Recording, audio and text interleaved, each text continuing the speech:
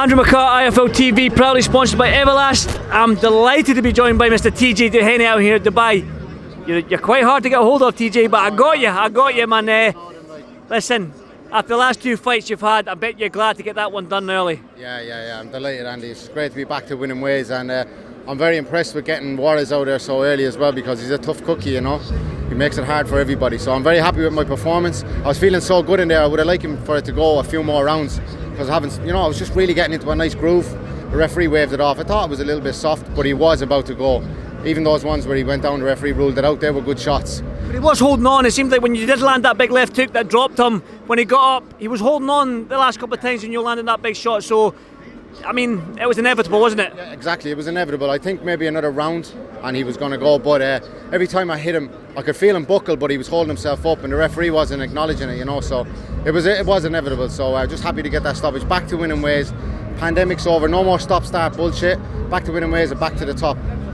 By back to the top, where are you going to be? Super bantamweight, featherweight. I know you fought up at featherweight and you were ex-IBF super bantamweight champion, so where are you going to go? Yeah, I'm sticking at super bantamweight.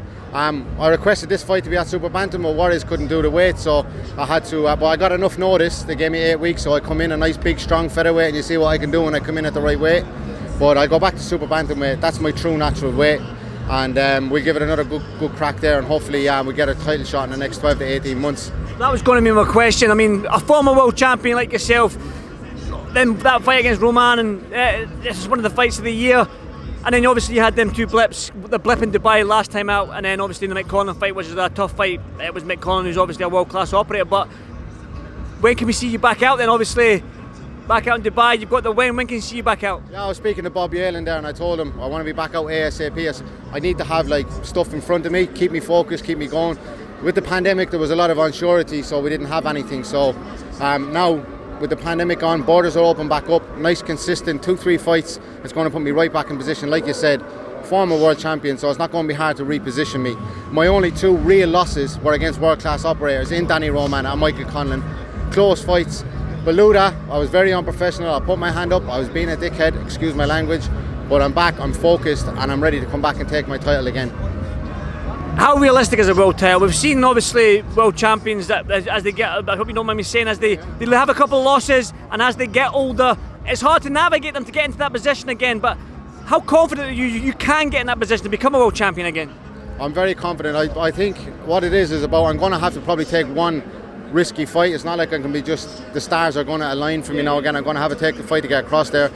But looking at the landscape at the 122 division, I can match any of those boys, beat any of those boys, so stick me in there and I'm going to get my opportunity. I've got a lot of good friends who'll be able to put me in position, and MTK are working wonders. They've done great things in my career, and like I said already, the pandemic's over now, so we can just start positioning myself and get myself back in there.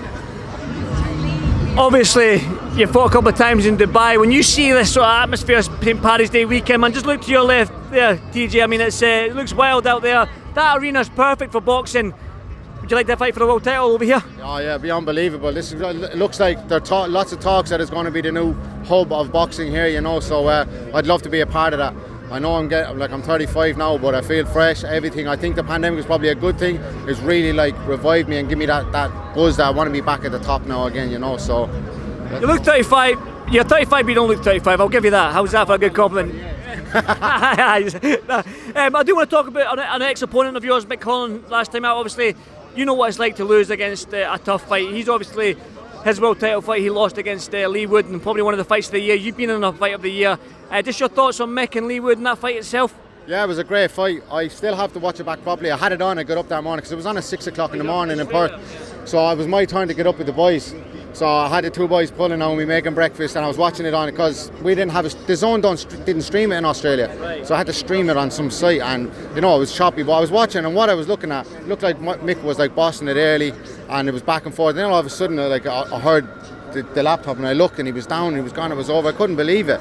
But it was a great performance from Mick. But what fantastic heart Lee Wood showed, and it just goes to show that it's a 12-round fight for a reason, you know. You're not out of it until the last bell, and he kept in there, he kept believing, and his belief is what won that fight for him. Listen, TJ, have you got anything you'd like to add? I mean, you've had a great week here in Dubai, you've got the win. I just want to give a shout out to my sponsors, is that okay? I just want CT1, the UK and Ireland's #1 sealant.